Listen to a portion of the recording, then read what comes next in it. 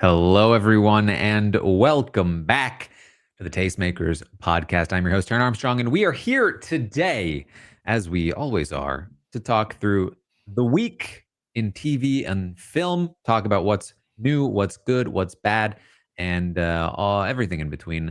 With me, as always, my ghost, Grace Leeder. How you doing, Grace? I'm doing well. Excited to chat about all the TV and movies that came out this week, Taryn. Yes.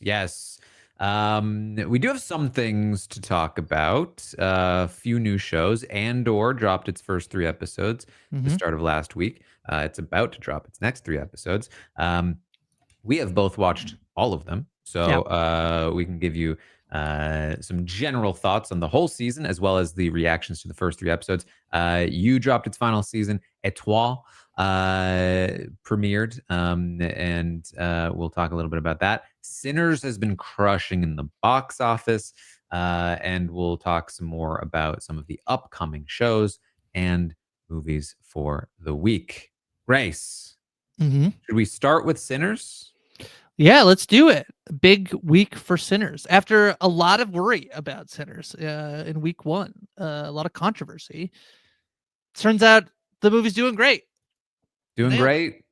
Well reviewed, crushing at the box office. Basically, there's a thing that they do in the box office, which is they will track the percentage drop that the movie has from the first weekend to the second weekend, and so on and so forth. Which is a decent indicator of like how much the movie will continue to perform over time.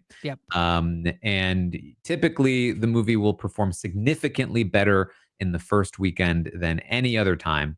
And so if you take that number and then you look at how much the movie dropped in the following weekend, you can kind of get a sense of how much money it will make, how successful it was overall. It also tends to be a decent indicator of word of mouth. Did people who saw it in the first weekend say, hey, everyone needs to go see this? Or are they like, oh, it sucked, don't go see it?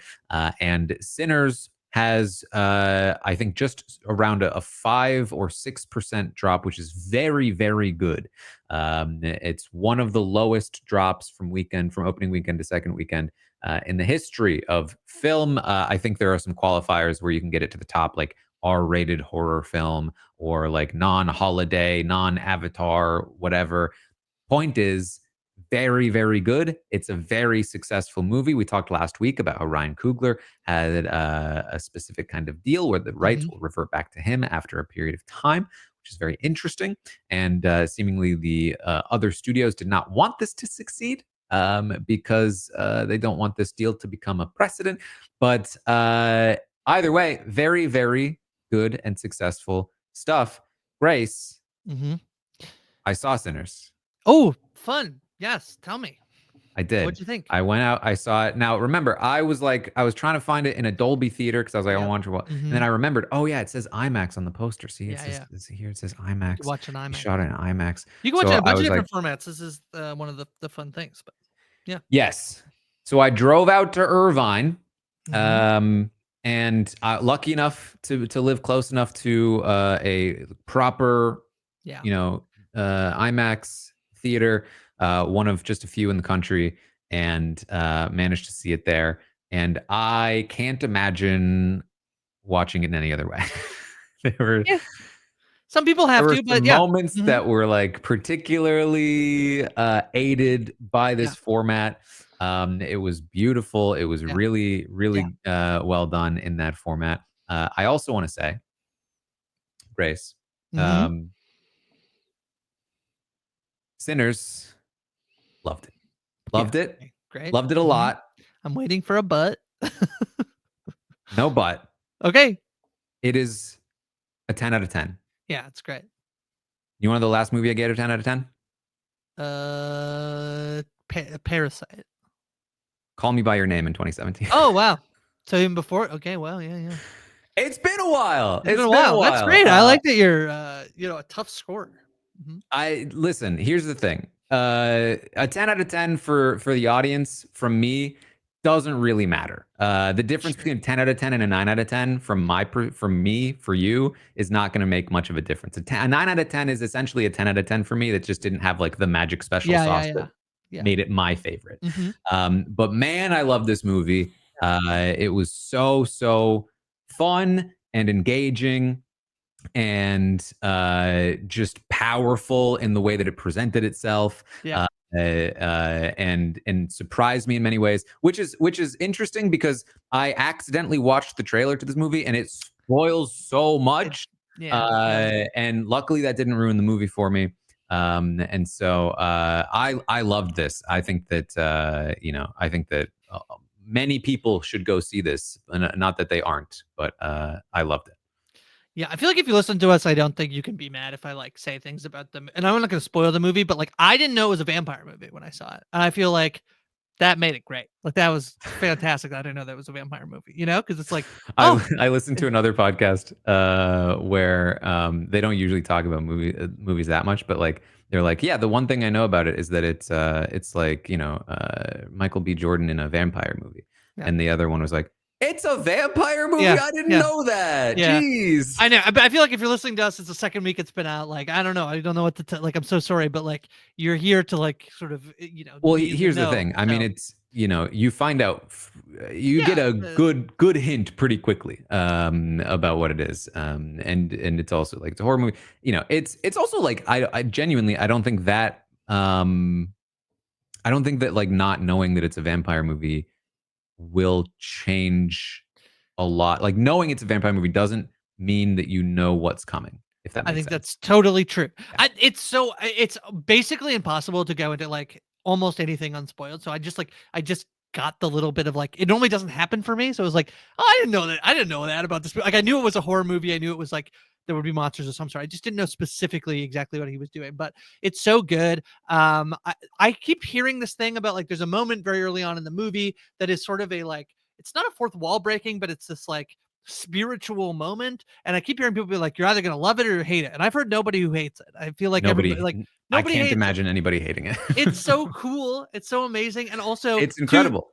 Two things. The movie sets up right in the opening thing of like, this is a spiritual movie. This is like, this is a thing. This is a thing. And then the movie's like, and there's vampires. So then if you're like, that spiritual thing isn't the right type of spiritual thing to happen in my movie, like that's silly. So this movie is so good. Just quite incredible. The power of music, like that sort of stuff. It's really good. I felt like there was a thing that I haven't seen I'm trying to think of the last movie that this happened, where it was not just that people were going to see it, but there was sort of this like, I actually know it was Barbenheimer. Is the last time I feel like there was this like, hey, I'm going to the movies to see Sinners, and like I want everybody to know this is gonna sound like I'm being mean. I'm really not, because I like the thing I want most in the life is for like movies to be back in the way that they used to be in our lives, which is people being like, hey, I'm going to the movies in like a cool, like, look what I'm doing, I'm being part of the cultural moment type way. Like I saw a ton of people on my Instagram with like, the poster at the movie theater, like them in their seats waiting for the movie. Like I love that. That's what I want. I want more of these like cultural moments. And I feel like Sinners sort of delivered on that front. So it was very fun to follow the last week. I've never felt more self-absorbed than when I got a text right after watching the movie from a friend that was talking about like nothing serious, but just like a topic that was not movies, and all I wanted to do was be like, hey, okay, I hear you, but I just saw Sinners. That's pretty amazing. Yeah, it's so good. There's a really interesting, if people are interested, the Town episode. The Town has been referenced on two different, it's in the studio in episode 1, and it's also, I think, going to be in a Hacks episode. It gets referenced in 2 sort of entertainment adjacent television shows. They did an episode where there's a guy who I don't know exactly what his job or like his research is, but he's talking about the fact, like he was talking about the reaction to Sinners in terms of the way we talked about like the Ben Stiller thing last week of Ben being like, hey, Variety, why are you saying this thing? Even I feel like there was a big point of confusion this last week when people were like, it's the lowest drop ever. And people were like, I didn't understand what that means. So I think it was disingenuous that you wrote it that way, instead of being like, basically giving the like stat line instead of being like, this is what it means, that it's actually doing well. It kind of looked like if you see like 6%, you're like, oh, that's low. Like there must be a bad thing.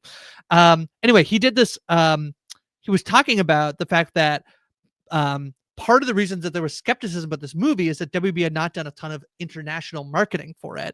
And the argument has been like, there is this idea that Black films don't translate internationally. And he's like, actually, that's not true. If you look at marketing spend, it basically like the amount of the best correlates between how much money makes internationally is basically how much money you spend on marketing it internationally. And so he's like, I feel like this idea that like we shouldn't spend more on specifically Black movies because they won't make as much is only a misconception that we have, and that actually if you spend more on marketing, it will make more internationally. You can see that correlation, which I thought it was just a really interesting episode and discussion. And like the host of that podcast is saying, like, is it really that bad for Variety to be like, hey, it only made this much money and it still has a lot more to go? And he kind of talks about like why he thinks it is kind of disingenuous to frame it that way. But, you know, it's just a really interesting podcast I would recommend people listen to. But it's just really great to see Sinners doing so well. I think one of the strongest indicators that this is a really good movie that I saw was, and this is me being sarcastic, but I saw people arguing like on Reddit about like you know, this movie isn't even woke though. Like Right. like basically like this movie's too cool to be woke, therefore I'm Yeah, not going to say that's that right. it's woke and it isn't therefore bad, because it That was is a actually good pretty sign. good. That is a good sign, Taran. That is good. Mhm. Um, Um, so I yeah. I have another piece of like there's a numbers, it's not movie related, it's different, which is that Yellowjackets has been announced that it season 3 did its highest Mm. numbers, I think, more than 3 million viewers watched, which is grew the finale grew season 3 finale grew by 54% over season 2's closer. This show has not been renewed yet, and I am patiently waiting for it to be renewed. There's another show, Heartstopper, that I quite like, got announced that they're doing one final movie this past week as a finale. Don't let that happen to Yellowjackets. Please renew Yellowjackets. I'm not that opposed, especially this one that's like, I mean, I guess they both have children, like teens in it, but Nick is looking pretty, he was just in the movie Warfare, you know, so he's looking, Right. you know, he's not going to look like a teenage boy for much longer, I think. So Yeah. yeah. So I also want to bring up Étoile, and I Étoile, yeah. apologize for any French pronunciation of anything that I ever do. We mentioned this last week. I had not clocked that this was Amy Sherman Palladino, who, of course, got very famous for doing Gilmore Girls and The Marvelous Miss Maisel. This is basically her new project. And so there was actually a little bit more hype around this than I had realized. And so it got me briefly excited to watch it. And then after watching the first episode, I was like, actually, I don't care for that. Yeah, I didn't love it. I really wanted to like it more. I also like struggle with the fact that it got released fully. I just was like, oh, it's a Well, big chunk of stuff I gotta. Yeah. Grace, you stumbled upon my news item, which Oh, is sorry. that no, that was wonderful, because Yes. Amy Sherman Palladino was quoted in a Variety article talking about how she was disappointed that they released the entire season all at once, that is not what she wanted, essentially. And I thought that was very interesting. Yeah, it's I just was, I don't know. I just was like, I think this is a show I'm more likely to keep watching if it got released weekly, as opposed, like, it was enough for me to watch one episode and be like, wasn't like amazing, but I would keep watching it. There's something about the way I feel like it's going to just like have to sort of move to the back of the line if I'm like, and because like people aren't really going to be talking about it, I think. So I'm just going to probably just like leave it on the shelf now rather than binge through the rest of the season. I think that's Mhm. sort of my take. So here's the quote from the Variety article. This is the first time a season of your show will be dropped all at once. Did Amazon explain to you why they decided to go the binge route with Étoile?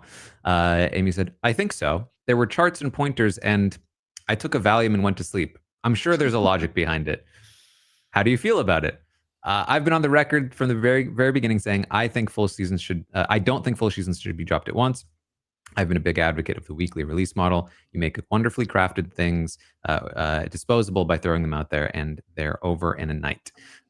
So she was clearly not very pleased about this, which is, it's interesting when these kinds of conflicts arise, because it's like, when was this decided, and if this was a thing that she cared about, like, was that something that they like promised that they would go one way at first and then went back on it? Like it has obviously implications for like her certainly working with Amazon in the future. Yeah. Is Amazon a creator-friendly company?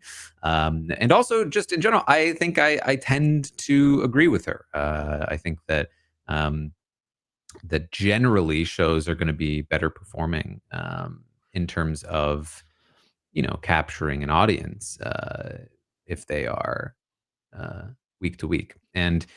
But yeah, when it comes to this show in particular, um, I actively, this was one of those shows that I watched the first episode of, and I was like, how much time do I have left in this episode? It just did not Yeah. click for me. I feel like it was, there were way too many characters, and none of them felt like humans.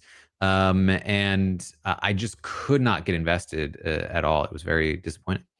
Yeah, I feel like um it just doesn't quite have. I mean, we haven't really said Étoile is the idea, like that's the highest level you could have in the rank of a ballet dancer, and the idea is that the New York ballet and the Paris ballet like swap their highest stars, their étoiles, as you will, to try to like sort of like save their institutions, drops more interest, and reinvigorate their ballet productions.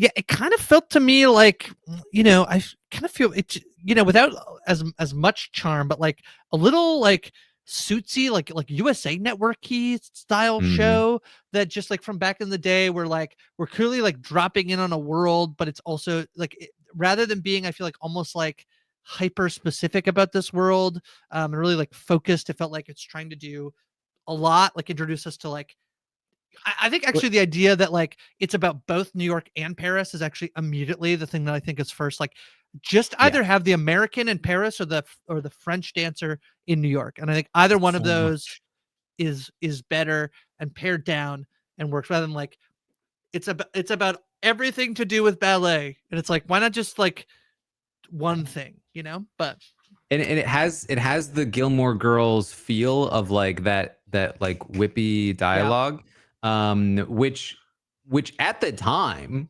started to become dated. I think even within Gilmore Girls, it was like kind of fresh when the Gilmore Girls started, but then by the time it ended, I think people had started to kind of turn on it a little bit. Then Marvelous Mrs. Maisel comes out. Of course, after I did not watch Bunheads. I'm sorry. But it worked for that show, I think, because it was about a comedian, and like it yes, just fit the vibe for them to be so quippy. right, And so to have that energy in a show full of like these like artsy fartsy ballet people, I thought didn't quite match, and it did feel a little USA characters welcome, but it didn't have like the heart to me that a show like Mrs. Maisel or even Gilmore Girls did.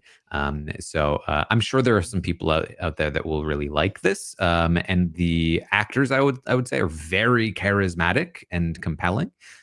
Just the script I think was not for me. yeah. I think the Um, fact that it's not really like if you look at the cast list, it takes 6 people to get to a ballet dancer, like the main ballet dancer, which I think is like maybe a little bit of the problem here. That mm, like I feel like that thing about Marvelous Mrs. is like, yeah, she's the comedian in this, like there's like so much to that being like so specific, and so then therefore like says a lot about the world in which she's like a woman comedian who's Jewish, and so like she's trying to make it, whereas like this is like I feel like the executives of the ballet company is not where I would have started, but yeah. that's what they did. Any other news items to talk about, or should we move on to Andor? Yeah, let's talk Andor. Let's talk Andor. So we talked a little bit about last week. Last week, neither of us had finished the season. We were one batch of episodes away. Not only are we not going to spoil anything from Andor, we are contractually obligated to not spoil anything from That's Andor. right. So don't, That's don't right. worry. But the first batch of episodes dropped, and I feel more free in saying now, and you may have listened to our recap about it. It was by far for me my least favorite batch of episodes from the season. I watched those first 3 episodes, and I was a little bit like scared of what was to come. We were watching this at a time where we had seen no feedback for the show whatsoever. I think all of the good reviews for the season as a whole has hopefully given. But I think at the time even we're all still pretty optimistic overall that like, hey, it maybe just had a slow start and it'll kick up. From my perspective, it definitely kicks up. But I did feel like that first batch was not my favorite, and I hold to that. Haven't finished it. Yeah, I agree. I mean, I was a little worried that when we because we had pre-recorded our episodes, and I remember us like I think I was the highest on the first batch, if only for the very last visual of the last episode of the first batch of episode 3. I'm just really stuck on it. But we've been trying on YouTube to come up with these titles, and we ended up putting Andor Crash Lands into season 3, I think is what we put. And I was like, oh, is that like too harsh? And part of the thing is like, you kind of want to be a little bit like, you want to have a bold statement, and that's like a little bit what sometimes like struggle with about like movie criticism, is that it feels like you have to have this like very authoritative, like it's the worst thing I've ever seen, or it's, whatever. But like the idea that like, Andor has a kind of rocky start, but there's some things I like in it, is a bad title for a YouTube episode, that's basically how I feel. Can I just say, this popped into my head. I love the idea of the audience trying to guess who came up with the title for every title. Yeah, that's true. Tag who you think came up with each one. Taran has had probably, for my money, the Death and Wheel of Time ones that I thought were like the best episode titles. if you notice any puns or wordplay, it's probably me. Yeah. But I generally think that then the season gets hits a high that I think is like a high point for the series, not just the season. And then having finished it, I think it has a very tough job to do in terms of being the setup to a piece of property that is basically starts immediately after the season is supposed to end. That I feel like hamstrings it a little bit. It's still good. It's just not like amazing. But there's a batch in there that is like some of the best. It's the best Andor stuff I think for me personally. I think it's higher than some of the stuff in season 1, which I thought was like exceptional and probably the best stuff on television that year. So I would say that season 1 has individual moments that might reach a little higher, but season 2 has the best consistent, really high performance of the series. And I'm really excited for people to watch. I hope more people watch it because it's really, really good stuff. I think it's easily the best Star Wars content, period. Having not read many of the expanded universe books, although I've tried some of them. And so, it has, Disney has really crushed my spirit with Star Wars, and Andor has reminded me of why I loved it when I was a kid, which is funny because it's such a new take on Star Wars. But yeah. Best discourse I saw about was the thing that I was a little worried to like talk about, just because I wanted to make sure it was like talking about it right. Was there's some sexual violence stuff that happens in the first batch of Andor, and immediately these people on Twitter being like, "Hey, that stuff is not allowed in Star Wars," and they're like, "What do you think Jabba was doing with Princess Leia?" It's like, no, it's never existed in my Star Wars ever. There's never been any. The whole thing is actually not about evil empires and fascism. It's not. It's about Grace, what you I don't want understand. it to be. It's okay to have it in there and to dress women really scantily. You just can't say the words because that makes me feel uncomfortable. That's right. That's right. Yeah. So far, Yeah. it's just like, what do you think Jabba was up to? All right. So very excited about Andor. I hope people enjoy the next batch. Make sure you check out our recaps for Andor, especially in the coming podcast, because I think we really once we start to get into that rhythm, it's very, very fun. We're very excited to talk about it. You also dropped its final season. I've heard mixed things about you. I've heard it was awful, and I've heard it was the best season in a while. I haven't really. I got to be honest. I feel like I didn't really hear much about you, which is quite alarming. Well, I went out of my way to find things about you, to be fair, but I feel like this show did used to have like cultural cachet a little bit. Like when it first popped up on Netflix, like Netflix had had acquired the rights to it and aired it, and it was like a big deal. It was such like it was a cultural thing. It's why sometimes when I know we just had the conversation about like binge shows and the Étoile creator is like a little bit upset. The one thing I point to is like there is a way in which binge shows can have cultural cachet. They just have to be on Netflix, basically. Like Stranger Things, like there are shows, but they have to be on Netflix, basically. Yeah, and well, like I think the thing there too is that like they likely have to be on Netflix, and they also you don't pay attention to all of the failed ones on Netflix. That's totally true. Yeah. But between Squid Game and Bridgerton, and there has been a ton. I feel like You has sort of fallen out of favor a little bit. I feel like it just had a little bit of a. There's a few shows on right now. I feel like people are really excited for Handmaid's Tale, which I didn't really realize how people were like, how many people were watching Handmaid's Tale. But they still are apparently. I think it's also harder to maintain relevance on the binge model. I think that's true too.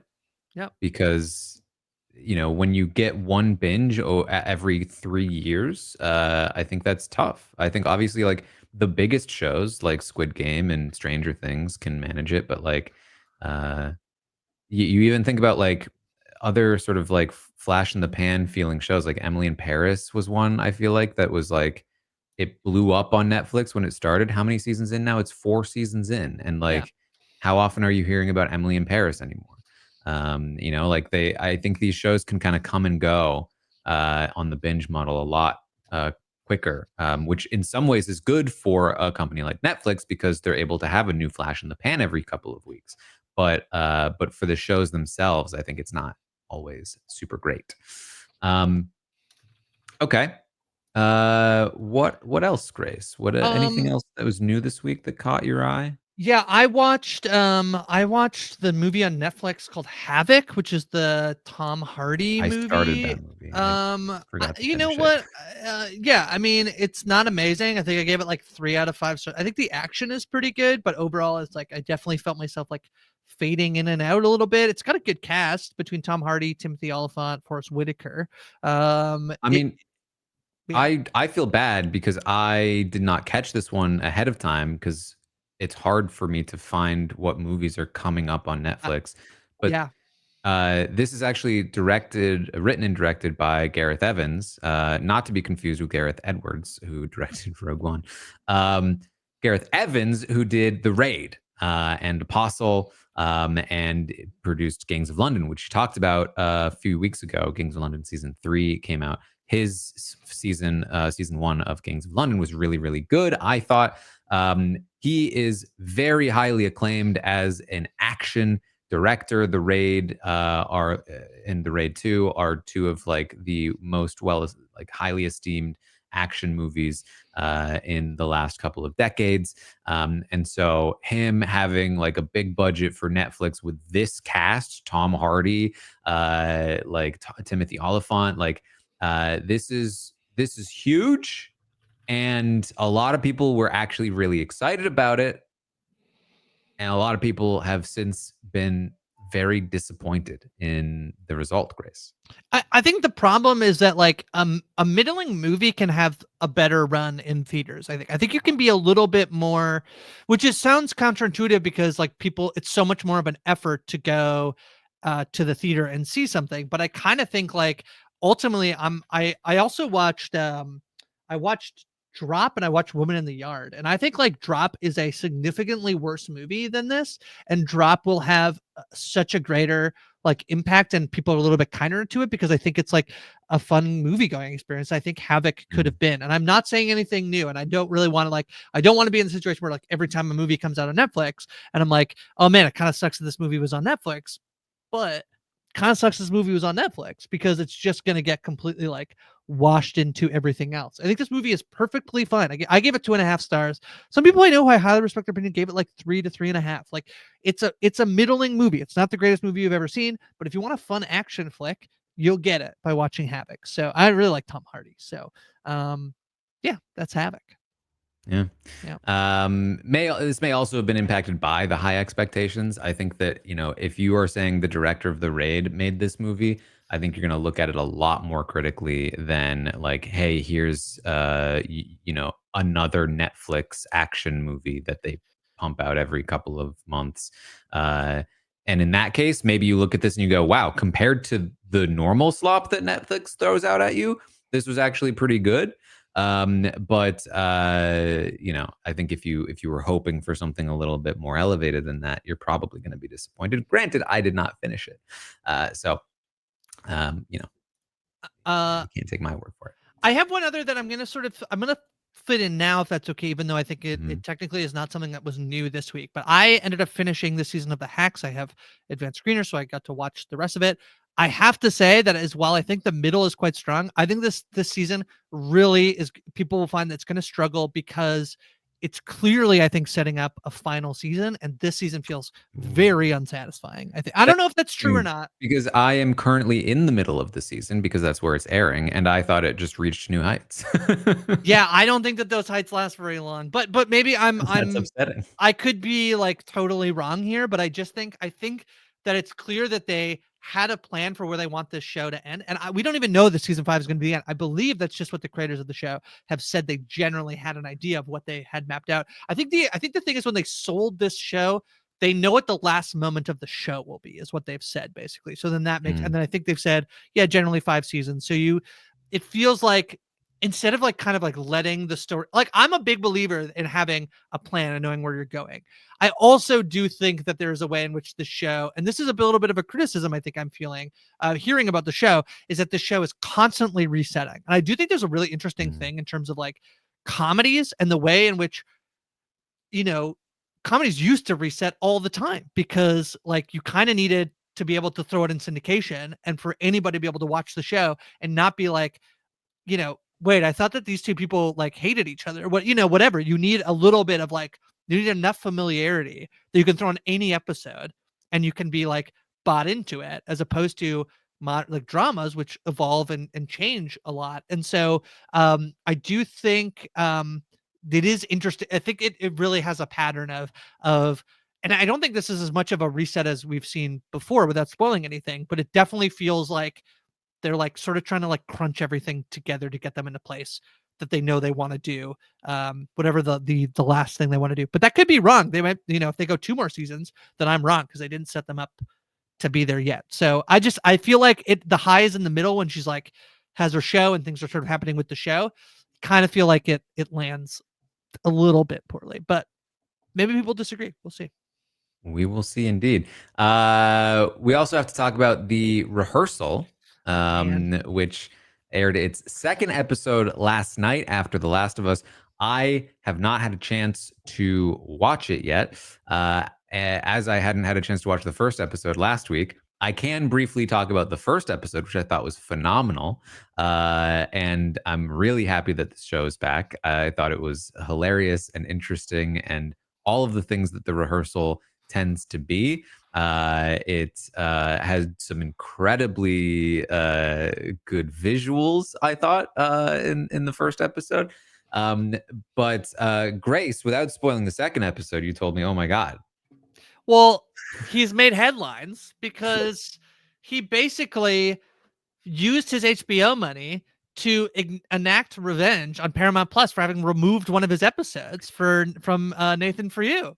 There's an episode of Nathan For You that is about, he creates like a workout line gear, and it's in support of, I believe, like a Holocaust remembrance company. And it got removed, I believe, in Paramount Germany, because they're worried about like I don't know exactly how it, like, watch the episode, like, to explain a little bit. Like, he gets really upset and he basically makes out Paramount Plus Germany to basically be the Nazis in the episode. And so it's like literally like Paramount Plus like armbands, like Nazi armbands. It's crazy that he's like, so this guy is, there's a really funny moment in the episode where he's like, he's doing a thing with music and he's like, we better use royalty free music because we don't want to spend that much money. And then he literally has the bar moved across the country that he made in season 1. So he's in one moment, he's like, we can't spend too much money. And then he's like, and then also I moved this whole bar across the country, clearly spending HBO's money in a way that this show, Nathan Fielder is incredible and a genius. And I just think that this is the best use of making television I've ever seen. I'm so happy the show exists because they basically just let Nathan Fielder do whatever he wants, and whatever he wants is absurd, and it's incredible. And I also, I've never had this feeling before of feeling like I don't actually know if what I'm watching, like how much of it is, that thing in season 1, like, or the first episode. I mean, the whole thing is like simulations to prevent, but, and he brings in these real pilots. But in my head, I'm like, well, these could all be fake pilots who are pretending to be the real pilot. Like, we could be a whole layer further than we are. And I can't, and then I feel like it's breaking my brain a little bit, Taran, the show. Well, yeah, I mean, it also, like, it does this. It's funny because it's called The Rehearsal, and it's all about like creating these fake scenarios. But in many ways, it's also one of the more sort of uh, see through, sort of like it exposes itself. Right. All the time. Yeah. And reminds me of Big Brother in that way, where like uh, Big Brother is a show that will often make you question whether you should be watching it because you're seeing everything. And its transparency is its strength and its weakness. And I think The Rehearsal is very much sort of in the same vein. And I think that's really interesting. It's a really really interesting show to watch, and on top of it, it's very entertaining to watch. So good. Yeah, good The way good that stuff. he finds these people, him and John Wilson, like, if you never watch How to with John Wilson, I can't recommend that show enough. The way that they would just stumble into people and then record them saying things, and just the absurdity of the things that people will say. Like in episode 1, there's the whole thing about this guy who's like worried that his girlfriend who works at Starbucks is going to cheat on him. And Nathan just has this way of like getting more out of knowing that it's so surreal that this guy is basically on television being like, I think my girlfriend might cheat on me because she works at Starbucks, which is an insane thing. Lots of people work at Starbucks and don't cheat on their partners. And yet Nathan just knows how to like kind of like unravel him to like, for it to just be this wild television moment. Well, yeah, and then things get even wilder from there. Another show I want to talk about, Daredevil Born Again finished, wrapped up its first season of, coming back. We talked a little bit about this, that basically they'd filmed a different version of this season, then brought in new showrunners. They filmed a new first, 8th and 9th episode, so the beginning and the end of the season, and then recut a lot of the stuff in the middle. It's a bit of a mess, I would say, overall as a season, in part because of that. The just tonally, visually, it's kind of all over the place. Plot is pretty slow. I think the original season was intended to be longer. And so when they're using that footage, it's really moving at a snail's pace. And then like it's all happening in the episodes that they did write. And overall, I can't say I really enjoyed watching it.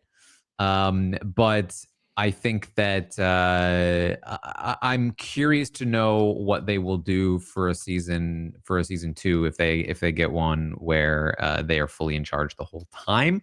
I do like the actors and the characters, and I'm curious to see what they do with it. But other people, I will say, I think I'm probably more down on this season than most. But that was my experience with it. Yeah, I think I like the penultimate episode more than I like the actual finale. But I would agree. I felt like people were like came out of sort of the finale like being like, "Oh, here it is! Like it did it," and I was like, "Oh, I guess a little bit."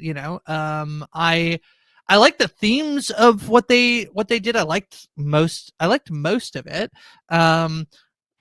Yeah, yeah. I think they have a problem with. They have two major problems for me. One is really dark scenes.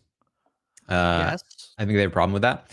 Number two, and this might have been a symptom of the way that they were forced to edit the existing episodes, but I think they cut back and forth between scenes way too fast.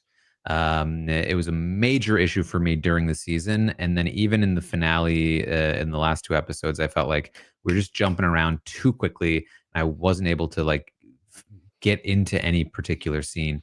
So that was a bit of an issue for me. But That's fair. that was Daredevil. I don't want to briefly mention, I did check out one episode of Government Cheese, and I thought it was fine.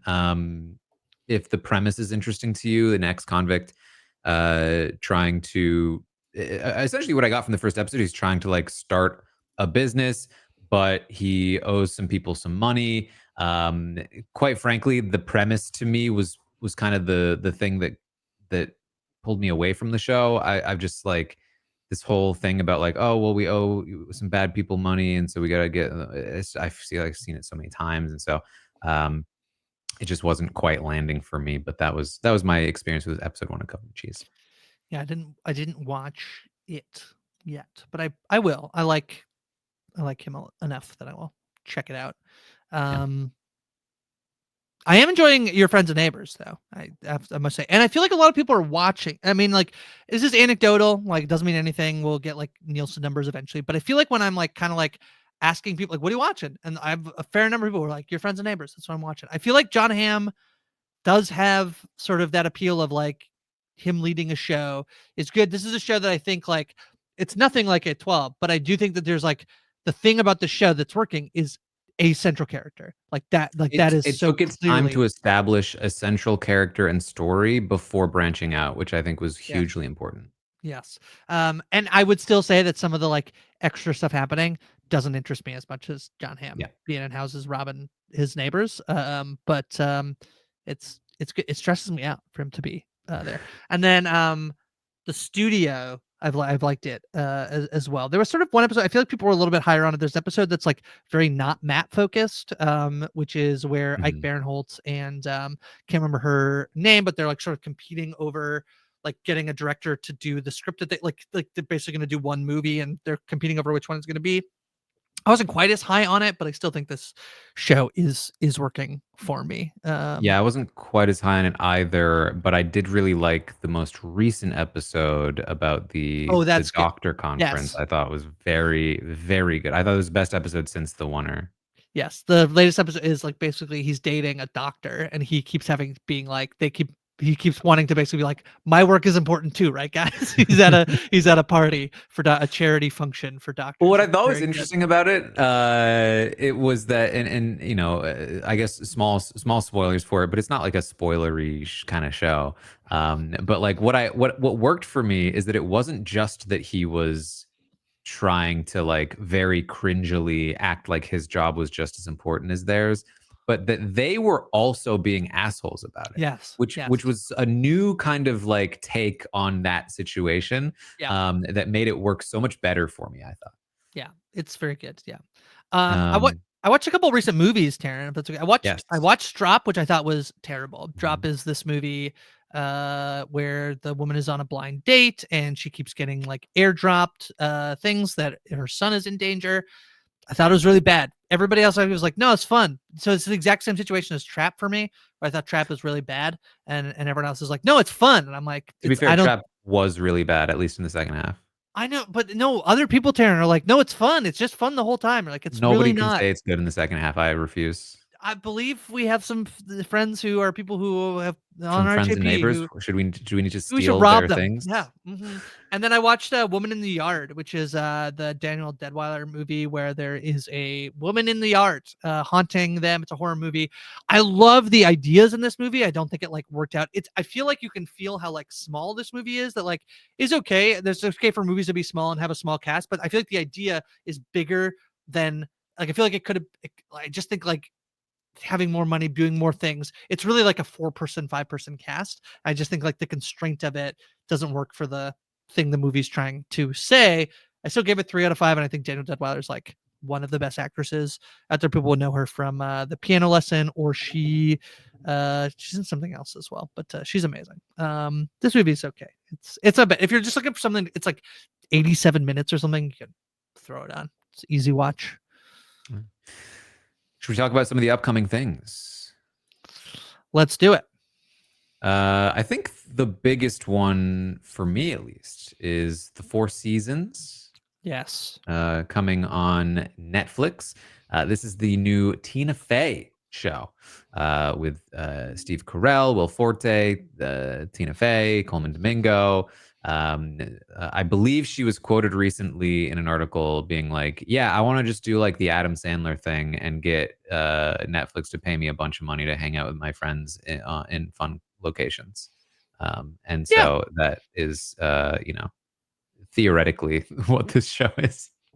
I mean, the same thing to be said earlier. This is going to all drop at once. I would like these run times to not be super long, but we'll see. If they're dropping it all in one day, we'll see. I will probably do my best to watch the full thing for next week. Is kind of my take here. I'm excited for this. The premise is that it's just three couples go on vacation together. You can read more if you're watching the video, but I won't even. I don't think you even, quite frankly, need to do any more than that. It's a comedy. Yeah. So I'm excited to watch it. I think it'll be like a fun, like I think they're also probably cashing in a little bit on the White Lotus sort of vibe. I don't think it will be nearly as dark as that, but like this idea of like just pretty locations, going on vacation, kind of stuff with a bunch of really good actors, just hanging out. Yep. Whatever. So I'm excited to see this. Couple other shows. The Walking Dead, Dead City. The Walking Dead is still going on. Season 2 of The Walking Dead, Dead City is going to premiere on Sunday. I don't have much to say about it. I stopped watching The Walking Dead around the time this character, titular character, was introduced. So. I was out before that, I think, and not for any particular reason. I just like so it was a lot, but yeah. I think I'm out with I think the end of the Governor season, I think, is where I popped out. So I feel like pretty early. 3 or 4, maybe. Taskmaster. Yes. New season. Jason Mantzoukas, first American to travel to the UK to be on the show. They've had Americans on before, but Jason Mantzoukas is going to be on it. He actually asked to be on it. Fun fact, I have an interview coming out this week with Jason, Alex, and Greg, and they were unmanageable. The three of them together was a lot. And I will say the one thing that I was learned, I think I cut it out of the article just for editing purposes.